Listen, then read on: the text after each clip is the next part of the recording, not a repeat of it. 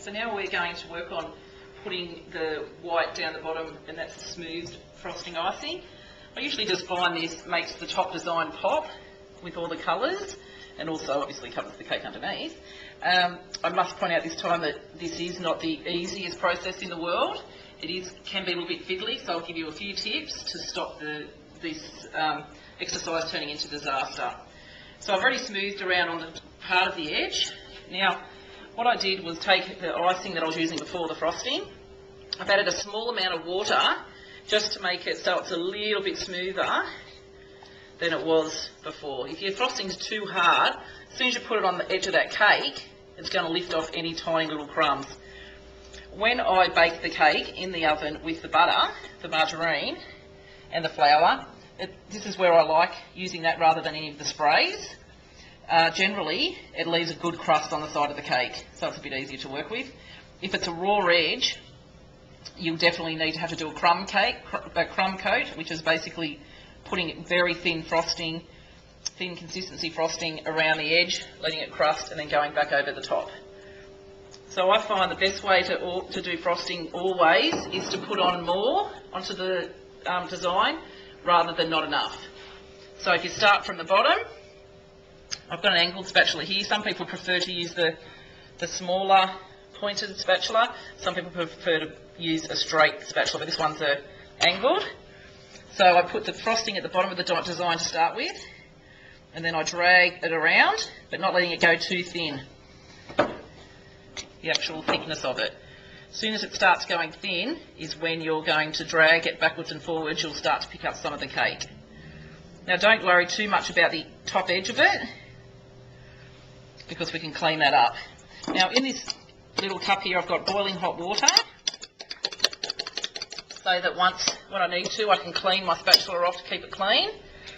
After a little while, I'll just dry it on a bit of paper towel. After a little while, if you have the frosting continuously going on top of your spatula, it can crust, and then you've got, again, more chance of it dragging when you put on your design.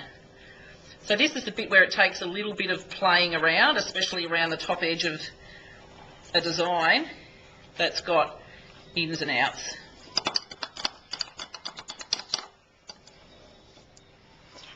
So we're dragging that around,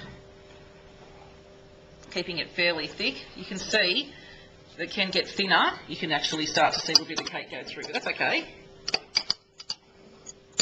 The main important part of it is keeping this nice and warm. Then you can go back over very slightly and run your spatula across to smooth it. Like I said, this is a warts and all episode of this exercise. So going in and out of the little smaller bits. Like I said, you're better off dragging more frosting over the top, being careful. As you can see, it's not adhering to the side of the cake. So in this case, we could use a smaller spatula. Excuse me from coming over to this side. Popping it inside the design and then dragging it across with the back of the spatula. Cleaning off any excess. And then again, adding small amounts of frosting to fix up small bits in the design where you've got to go in and out. And then I'll show you we can do a final run over to smooth it out. Some of these bits get tricky. Like I said, don't worry if you get it on the top chocolate. I'll show you how to. So the last step I do in regards to the smoothing is I just get my spatula. Generally, if you've got some nice clean water, while it's warm, just run it over the design. I've got it on a turntable here. Drag off. Oops. Oh, that's a good one. Any excess. Just so you can do a final smooth. And my best word of advice is don't keep going over and over the top of it, or else you'll end up making a real disaster of your cake. Now to finish off, you can use a wet cloth or just a paintbrush, run around the edge of your design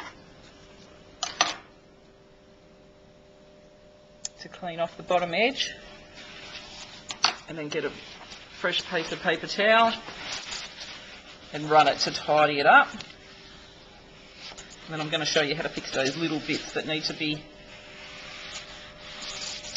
tidied up. So you can see we've got a fair bit of frosting on the top here, and if we go back to our original one that we said was sticking up at the top here, you can just take a paintbrush and you can either take the tip off, or for some of them that are sticking up, if there's something sticking up a little bit, you can just put your slightly moistened paintbrush on the top of it to knock the tiny little tips off it.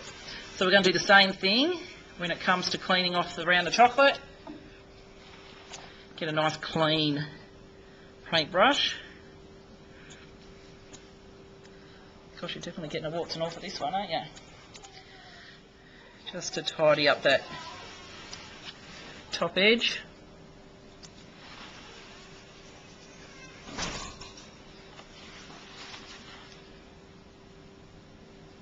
Of your chocolate.